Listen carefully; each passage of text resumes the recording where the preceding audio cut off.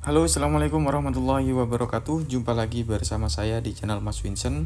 Oke teman-teman, jadi di video tutorial kali ini ada mesin kompresor kulkas Polytron. Dan untuk kulkasnya ini tidak dingin karena setelah mati lampu atau setelah ditinggal bepergian beberapa hari teman-teman. Jadi tiba-tiba kulkas ini tidak dingin. Dan ini saya melakukan pengecekan, ternyata mesin kompresornya itu nggak mau hidup ataupun nggak mau nyala ya. Nah ini setelah saya nyalakan itu bunyi sebentar kemudian langsung mati. Nah teman-teman bisa simak video ini karena ada pertanyaan di kolom komentar teman-teman ya. Oke, untuk tang ampere udah saya pasang, kita lihat baik-baik. Nah ini ya, ini mesin kompresor sudah jalan, namun mesin kompresor ampernya tinggi beserta mesin kompresor ini agak sedikit goyang teman-teman, jadi bergetar ya. Nah langkah selanjutnya kita akan coba cek di bagian overload dan juga relaynya ya. Apa mungkin ini penyebab dari overload dan juga relaynya. Jadi analisanya kita overload dan juga relaynya terlebih dahulu sebelum kita menganalisa sampai jauh teman-teman. Jadi kita analisanya yang gampang-gampang saja dulu ya. Oke, ini saya akan coba melepas overload dan juga relaynya terlebih dahulu. Dan juga ini saya coba ukur tegangan voltase listriknya. Untuk tegangan voltase listrik 200 ya, 205. Artinya tegangan voltase listrik normal ya. Nah, ini. Oke, selanjutnya ini kita akan coba cek di bagian overload dan juga relaynya. Nah, untuk pengguna kulkas ya, jika kalian bepergian mending dimatikan saja ataupun dikecilkan saja teman-teman ya untuk kulkasnya.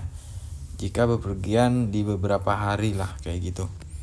Ini kan udah ditinggal pergi beberapa hari, 2 sampai 3 hari ya. Kemudian ini kulkasnya tiba-tiba sudah tidak dingin. Oke, ini masih nyambung untuk overload, kemudian untuk relay kita cek. Oke, masih nyambung untuk relaynya. Tapi ini kita akan coba cek relay, kita cek secara fisik seperti biasa teman-teman. Nah, tapi ini nggak kocak teman-teman ya, tapi perlu kita cek juga secara fisik karena bimetal relay ini kadang pecah namun dia nggak kocak. Takutnya pecah atau apa, ya tetap kita buka untuk di bagian bimetal relaynya.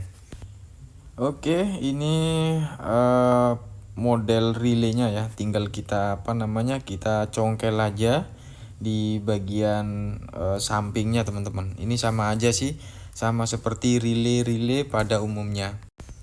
Nah ini udah terbuka. Nah untuk bimetal ini nggak ada masalah teman-teman ya.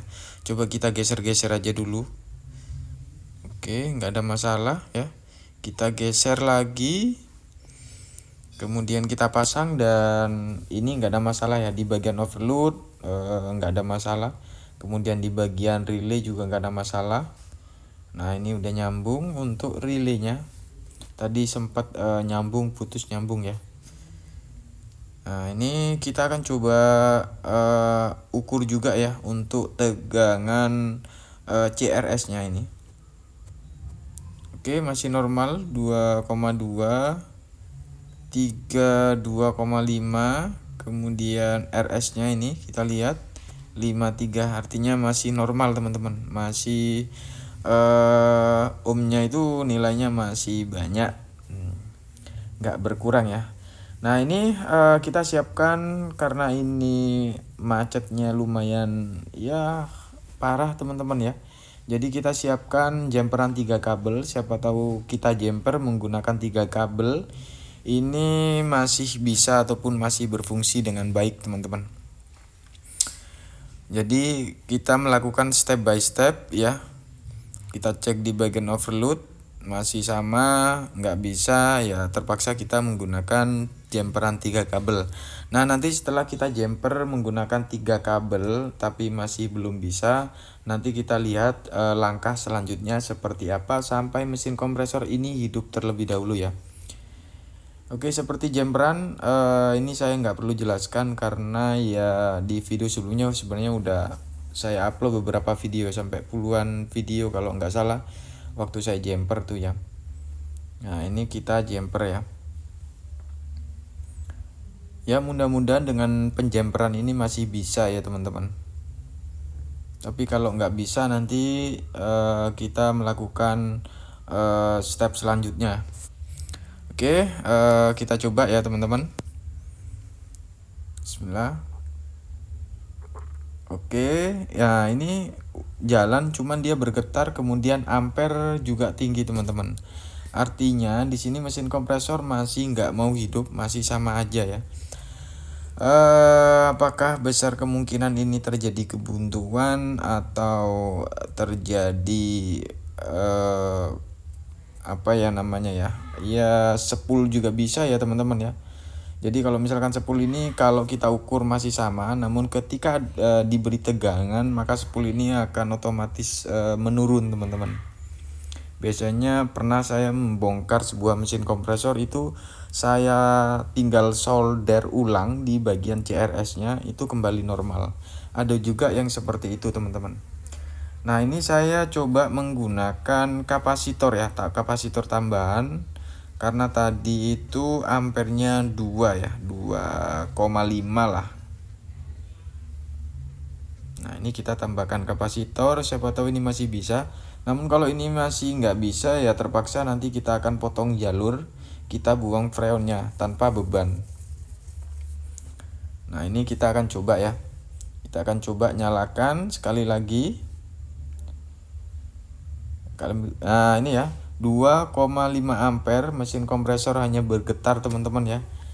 Oke, selanjutnya karena ini tetap nggak bisa ya, kita cek overload masih aman semuanya, kemudian CRS juga masih aman, kita jemper menggunakan 3 kabel masih tidak bisa. Langkah selanjutnya kita akan coba buang tekanan freonnya.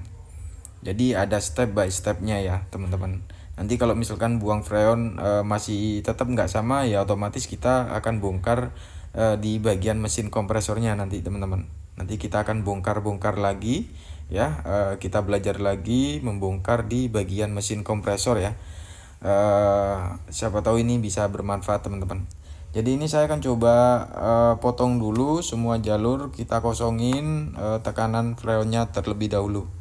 Oke, jadi setelah saya lakukan pengkosongan di bagian jalur freon ya, freonnya saya buang. Ini mesin kompresor udah nyala 0,5 normal. Namun di sini itu nggak ada hembusan angin ataupun tekanan kompresi dari mesin kompresor ini hilang. Kita akan coba bongkar di bagian filternya teman-teman. Oke, ini hasil saya belah untuk filter ya. Ini filternya cukup lumayan masih bersih ya. Tapi kita akan coba cek di bagian dalam apakah mengalami kebuntuan atau tidak. Tapi ini awal mulanya kulkas menjadi tidak dingin nih karena ya mati lampu ya, terus ditinggal mudik juga. Dan juga masih banyak juga kulkasnya ditinggal mudik ataupun ditinggal bepergian, tahu-tahu kulkasnya udah tidak dingin. Itu banyak banget teman-teman. Jadi ini saya melakukan analisa ya. Oke, mudah-mudahan ya. Untuk filter ini sedikit kotor teman-teman ya. Ini saya rasa kotornya itu pengelasan, hanya pengelasan saja, namun enggak terlalu kotor banget. Nggak hitam juga, di bagian filter juga nggak kotor ya, hanya apa ya, ya intinya nggak kotor. Ini hanya serbu bekas bekas laslasan aja, pasti akan menimbulkan seperti itu. Kadang hitam, kadang warnanya agak abu-abu kayak gitu teman-teman ya. Oke, langkah selanjutnya ya, karena ini malah kebalik ya, pipa hisap dia mengembuskan angin tapi pipa dorongnya dia nggak keluar sama sekali. Nah, ini malah keluar teman-teman. Nah, besar kemungkinan udah positif untuk mesin kompresor ini sudah jalan normal. Namun yang bermasalah ini di bagian kompresinya.